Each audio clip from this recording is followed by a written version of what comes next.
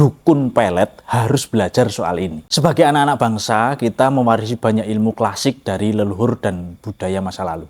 Mulai dari ilmu kanuragan, ilmu keselamatan, ilmu pengelarisan, dan tentu saja salah satu yang paling terkenal adalah ilmu pelet.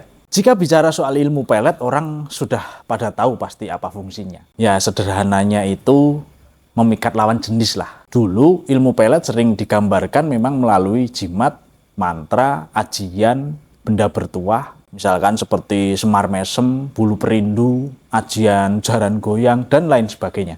Nah, menariknya, benda-benda seperti itu sekarang bisa didapatkan dengan mudah. Anda cari saja di Shopee, Tokopedia, bahkan di TikTok. Tapi pertanyaannya, apakah benda-benda itu benar-benar mewakili ilmu pelet yang sesungguhnya? Apakah cukup dengan punya benda itu, ilmu pelet bisa bekerja? Mari kita uraikan sedikit. Jadi ilmu pelet sejatinya adalah praktik atau pengetahuan tradisional yang bertujuan mempengaruhi perasaan, ketertarikan, atau perhatian seseorang. Biasanya dalam konteks asmara atau hubungan interpersonal.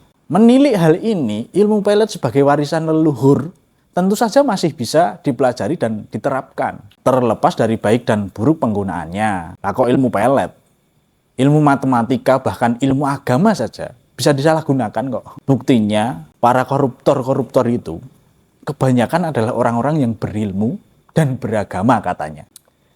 Tapi mas, katanya ilmu pelet itu ada pantangannya, ada efek buruk bagi si target. Oke, sekarang berapa banyak orang yang sebelum menikah itu punya hubungan asmara yang sangat baik, romantis, tapi setelah menikah jadi berubah drastis. Ya ibarat wis ngerti rasane, wis ngerti ambune, sing biyen ditutupi klambi karo ditutupi minyak wangi. Bareng wis bebojoan yo diumbar. Adus we jarang, kan gitu ya. Tapi intinya begini, kalau ilmu pelet hanya dimaknai sebatas semar mesem, jaran goyang, atau bulu perindu, ya hari ini mungkin hanya jadi guyonan saja. Padahal ilmu itu kan sifatnya berkembang dan kebenaran itu juga akan terus bertumbuh. Tapi esensinya mungkin bisa tetap sama. Begitu juga dengan ilmu pelet. Maka hari ini kita bisa menyebut ilmu pelet ini dengan sebutan yang lebih baru, yaitu ilmu pelet modern. Sehingga kalau kita artikan, kalau ilmu pelet klasik itu tadi kan artinya adalah praktek atau pengetahuan tradisional yang bertujuan mempengaruhi perasaan, ketertarikan, atau perhatian seseorang. Nah, kalau ilmu pelet modern berarti artinya berubah menjadi sebuah praktek atau pengetahuan modern yang bertujuan mempengaruhi perasaan, ketertarikan, atau perhatian seseorang. Jadi, nggak apa-apa belajar ilmu pelet itu, nggak apa-apa. Nggak apa-apa pakai ilmu pelet itu.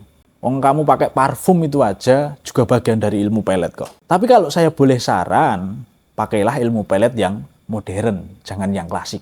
Jadi kesimpulannya, ilmu pelet meskipun memiliki nilai tradisional dan simbolik tertentu, tidak lagi cukup relevan jika hanya dipahami melalui benda bertuah atau mantra atau ajian seperti itu.